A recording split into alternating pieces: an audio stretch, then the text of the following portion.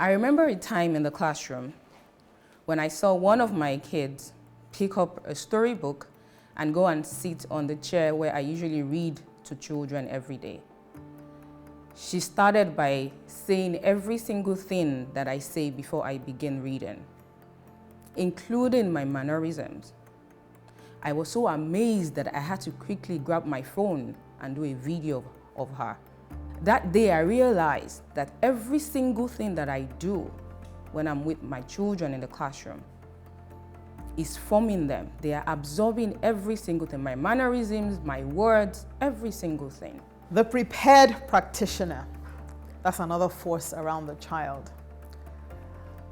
At some point, for some children, is from the day that they are, well, maybe not the day that they are born, but within 6 weeks, mom has to return to work. For some, they have the luxury of grandma to come to stay with the child, in which case, grandma pretty much became a practitioner.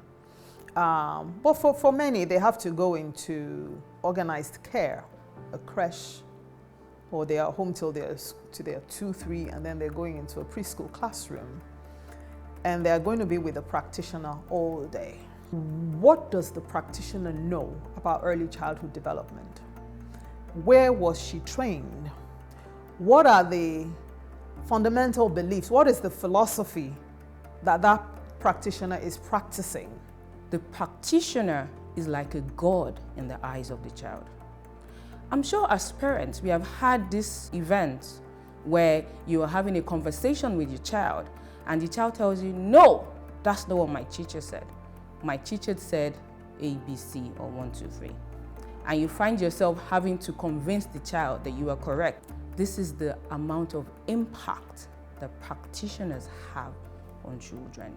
If there's one area of life, I mean, they say that teaching is a calling, but I think the calling is not as evident anywhere else as it is in early childhood. I mean, who wants to come to work every day, changing diapers and mixing milk and mopping up pee on the floor, and a bunch of things that early childhood caregivers do. And yet, in most, if not all developed countries, you are required to have a degree and then licensing before you can practice in early childhood. Why? Because your impact cannot be understated. It is imperative that we do not just put all of our attention on preparing the environment and not preparing the practitioner. Imagine a well-prepared environment without a well-prepared practitioner. It's going to affect the overall development of the child.